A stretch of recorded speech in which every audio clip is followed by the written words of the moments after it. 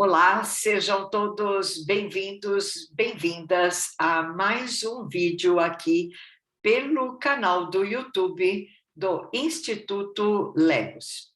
Eu sou Roseli Jimenez, apresentando para vocês o Cultura em Foco. Se você ainda não se inscreveu neste canal, agora é uma boa oportunidade. Se você gostar da apresentação, também deixe um gostei, deixe comentários, deixe também algumas sugestões sobre material que você gostaria de ver e ouvir por aqui. Bem, hoje nós temos um tema bastante interessante e que eu espero, não é, seja alguma coisa para nós discutirmos e para que possamos pensar, não é, em todas essas considerações. Bem, eu falo numa data bastante específica, não é? Estou aqui em 2021, no dia 20 de novembro, em que se comemora, é uma palavra forte, mas em que se comenta, se fala, se debate o Dia da Consciência Negra. Costuma-se também ter um momento de reflexão sobre o tema no dia 18 de novembro, tratando assim como um Dia Nacional do Combate ao Racismo. Então, este é o tema sobre o qual trabalhamos em relação ao Dia da Consciência Negra, mas para termos um debate sobre o racismo. A primeira coisa que é necessária, né, que seja levada em consideração, que a questão da racialidade, ela é vista como raça pela biologia ou como etnia pela cultura. Esses dois elementos são muito importantes para a discussão. Por isso, no quadro que se vê em tela da Tarsila do Amaral, é possível percebermos imagens que na época ela construiu como operários, e vejam como há pessoas de todas as nacionalidades, diríamos assim, de todas as etnias, e, portanto, a cultura presente nesta, no caso, tela sobre os operários. Bem, nesse sentido, para falarmos sobre racismo no contemporâneo, também precisamos nos lembrar das palavras da antropologia por um autor bastante renomado e conhecido, Lévi-Strauss. Então, ele diz que se os grupos humanos se distinguem e, para tanto que precisem ser distinguidos, é unicamente em termos culturais. Portanto, de fato, é unicamente pela cultura que os grupos humanos ou sociedades se dividem e se diferenciam, e não segundo a natureza, que seria a biologia. Esse é um texto longo que eu recomendo depois com calma, né? Com calma, desculpem, vocês leiam, porque são considerações interessantes, mas um pouco abaixo. Segundo o autor, o racismo consiste precisamente no contrário, ou seja, em vez de enxergar o lado cultural, dá-se ou tenta-se dar o racismo como algo da biologia. Então, na obra Raça e História, Lévi-Strauss explica que a imensa diversidade cultural ela corresponde a modos de vida extraordinariamente diversificados e que, neste caso, não é nada imputável à biologia, não é? Mas paralelamente à biologia. Seguindo o raciocínio, o autor Silvio Almeida neste livro que já se tornou um clássico sobre o racismo estrutural, ele explica que este racismo estrutural no Brasil, preponderantemente, é um sistema em que políticas públicas, práticas institucionais, representações e outras normas funcionam de várias maneiras, muitas vezes reforçando para perpetuar desigualdade de grupos raciais, identificando dimensões da nossa história e cultura que permitem privilégios associados à brancura, à branquitude, e desvantagens associadas à cor para suportar e adaptar ao longo do tempo. O racismo estrutural, então, não é algo que poucas pessoas ou instituições optam praticar, mas exatamente trata-se de uma característica dos sistemas sociais, econômicos e políticos em que todos nós existimos. Eu recomendo a leitura, faz parte dessa coleção coordenada por Djamila Ribeiro, uma leitura ágil, nem por isso pouco densa, bastante interessante para entendermos por que no Brasil o racismo é estrutural. Bem, outra coisa com a qual nos deparamos são as expressões linguísticas. Então, disse negro ou preto, e muitas vezes, por alguns elementos sociais, estas acepções são colocadas. Assim, em vários documentos, há aquela questão: qual sua cor autodeclarada? E quase sempre as opções são preto, pardo, branco. Então, há implicações sociais nessas respostas. Por outro lado, além da expressão preto, usa-se também movimento negro, como em movimento negro unificado, ou consciência negra, como no Dia da Consciência Negra. Eu trago aqui um trechinho da obra Quarto de Despejo, da década de 60. A minha publicação é atualizada, mas a obra é da década de 60, e em que a autora, não é, Carolina Maria de Jesus, em um pequeno diálogo, coloca isto de uma forma muito poderosa, poeticamente falando. Então, o trecho, ela está se referindo a um morador, e ela diz assim: o Arnaldo é preto. Este vai ser negro, sim, senhor. É que na África, os negros são classificados assim: negro tu, negro turututu. É negro, sim, senhor. E pela obra, o que ela partilha conosco é que, em se tratando de preto, ele poderia ser considerado, do ponto de vista social, alguém menosprezado. Mas como negro, sim, senhor, ele tem a força, não é, de ser um personagem, no caso da obra, ou uma pessoa com valor.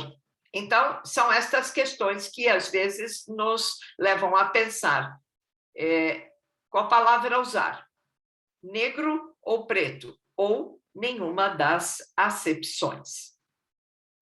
Há uma pesquisadora, Lélia Gonzalez, já falecida, ela escreveu uma obra para compreender a Méfrica e o português, no que ela chama, não é, de Améfrica Ladina, e não de estarmos na América Latina, não é, mas de estarmos nesta Améfrica, que é uma América mesclada à África. Ladina, por conta da posição fonética do T, quando pronunciado em algumas das línguas de África, e o português, exatamente para mostrar que a nossa língua portuguesa tem inúmeras, né, várias acepções que nos levam a pensar em termos advindos de algumas línguas da África, e que muitas vezes isso não é levado em consideração. Aqui, em relação ao que eu falei, ela não diz negruguês, mas pretuguês, ou pretuguês, porque isto se relaciona com o termo português. Então, nós aqui no Brasil falamos um pretuguês e não o português, que é a língua oficial dada no Brasil. Bom, nós lidamos, não é, no cotidiano com várias percepções de que precisamos tomar uma consciência negra. Uma delas é o colorismo, como vocês veem na foto, são várias nuances, e então existe esta questão de o mais claro, o mais ou menos claro, ou mais escuro, terem e serem percebidos socialmente com diferenças. Então, muitas vezes, até entre irmãos, um é mais claro, o outro mais negro, e um sofre preconceito racial e o outro não. O que vale dizer que o conceito não é exatamente o de raça, mas essa questão da cor que se impõe. Ao mesmo tempo, ao lado do colorismo, há o branqueamento. Como exemplo, Machado de Assis e Lima Barreto, dois grandes escritores da língua portuguesa, que apareceram quase sempre em fotos, em imagens, como brancos, e, no entanto, eram negros. Então, este branqueamento é, de fato, algo a se considerar do ponto de vista social e deste racismo estrutural.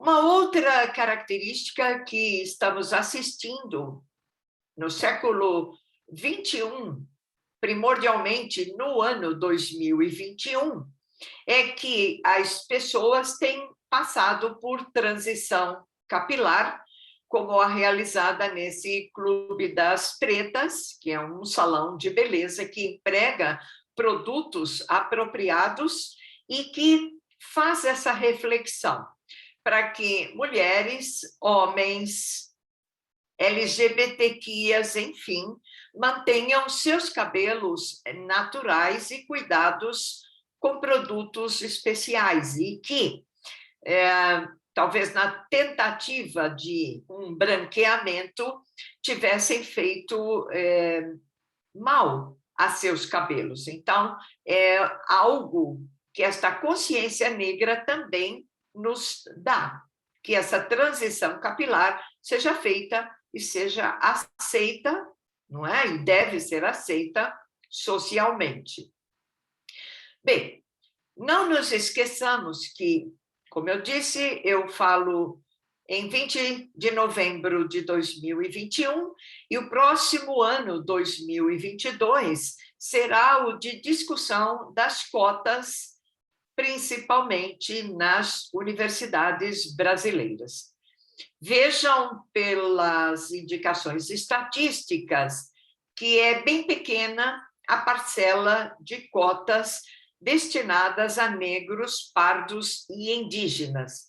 Mas isso requer uma discussão para que essas cotas sejam mantidas, para evitar mais ainda um descompasso em relação aos negros no país.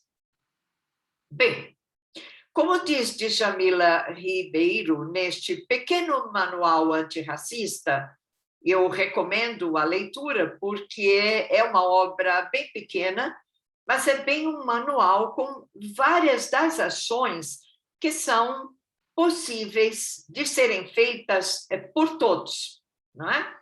Então, não adianta dizer, não sou racista, mas o importante é que tenhamos atitudes antirracistas, e principalmente, a depender do nosso lugar de fala, do poder que este lugar nos possibilita, que tenhamos atitudes antirracistas, não é? Que possamos fazer críticas a algumas falas que são ou que vão no sentido racista. Então, é importante que este manual seja de leitura, eu diria, obrigatória, para que possamos falar de todos os nossos lugares sobre o racismo.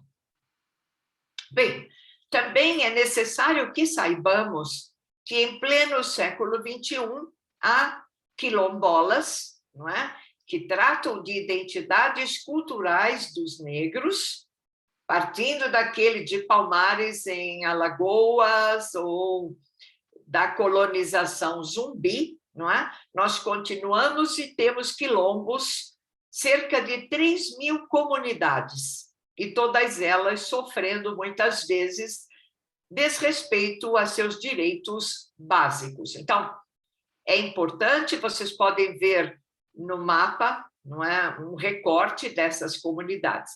É importante que conheçamos, que saibamos do que se trata e que possamos, não é, dar o respeito necessário às pessoas que habitam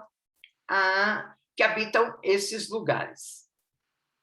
Bem, também não nos podemos esquecer de que o racismo provoca dor, provoca sofrimento. Todo psicólogo, psicanalista ou psiquiatra neste século XXI, não é? E em anteriores, mas agora principalmente, sabe e tem recebido procura por angústias que vão nessa direção. A mesma angústia, a mesma dor, o mesmo sofrimento que já tinham sido percepções do psiquiatra Fanon, que a princípio se considerava francês e branco, e percebeu que, na verdade, isto era uma falácia, ele era negro, da Martinica, e esta tomada também de consciência negra fez com que ele agisse dentro da psiquiatria, mas também dentro da sociedade, da política. E ele relata, não é, em seus livros, que essa questão da colonização trouxe muitas consequências psicológicas aos negros. Bem, se quiserem acompanhar, Christian Dunker, o psicanalista, e o filósofo professor Davidson Faustino fizeram, em 1º de outubro de 2021, uma apresentação pelo canal do YouTube, cuja citação segue na foto, em que aparece Christian Dunker, e eles falam sobre as obras e o pensamento de Frantz Fanon, inclusive apresentando, na ocasião, um filme, Black Skin, ou Pele Negra, Máscaras Negras, que trata exatamente dessa questão. Bem, como eu já citei, a obra Lugar de Fala, de Djamila Ribeiro, o que nos revela é que o nosso lugar de fala não é aquele em que eu falo sendo negra, ou que eu falo sendo mulher, ou que eu falo sendo homem, ou que eu falo sendo da comunidade LGBTQIA+. Não. Lugar de fala é aquele em que eu me aproprio do poder que me é concedido, que nos é concedido, para tratar de temas como racismo, que são, por demais, importantes.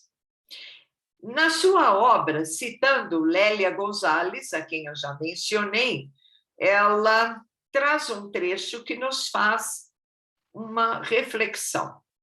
A cultura brasileira não é branca, o que retoma a tese de racismo e sexismo na cultura brasileira.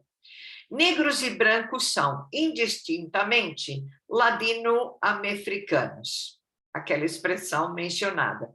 Noção essa que não advém de experiências de opressão, mas de dois psicanalistas brancos de orientação lacaniana.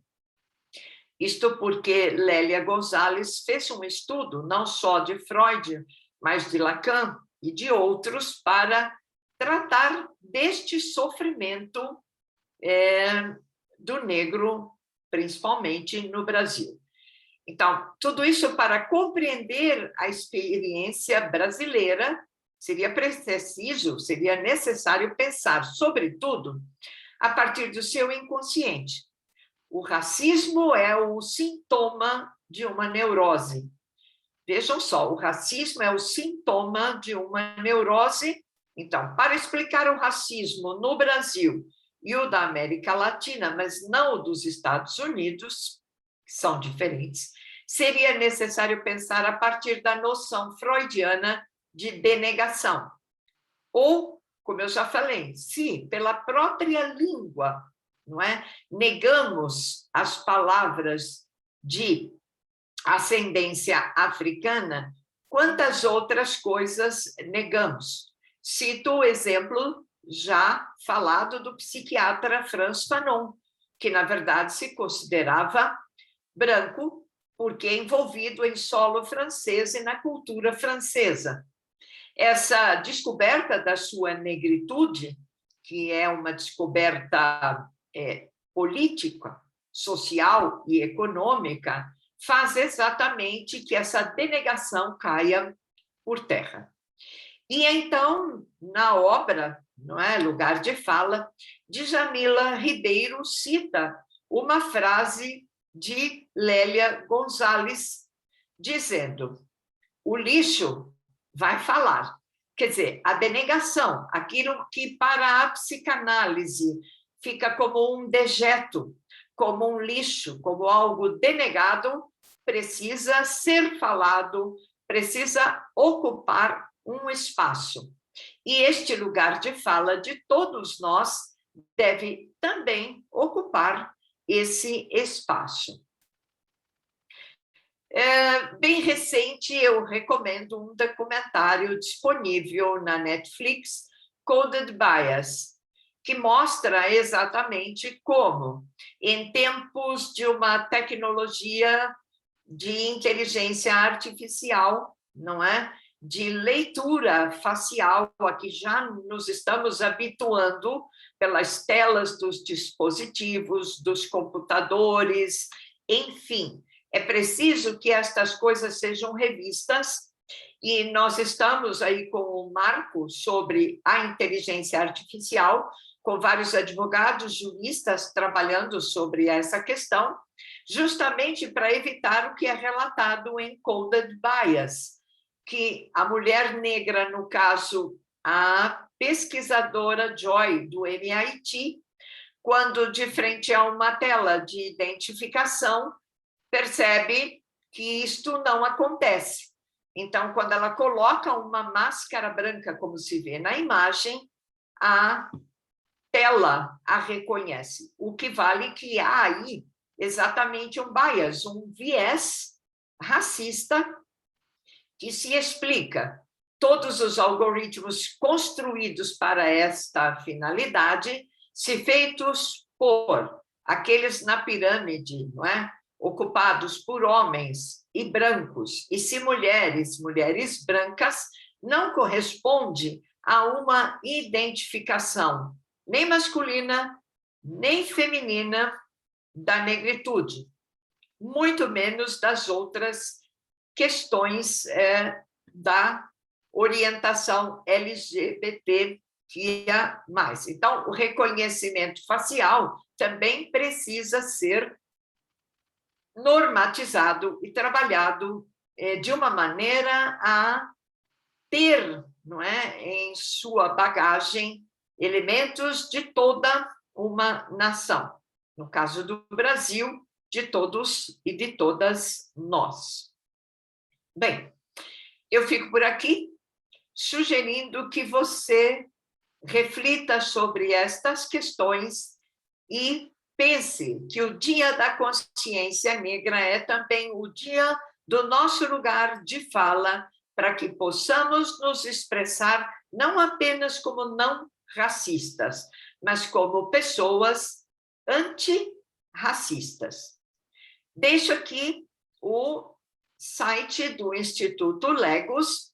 Recomendo também que verifiquem no Instagram, no Facebook, aqui no YouTube, outras questões interessantes sobre cultura, educação, saúde, psicologia, psicanálise e tantos outros.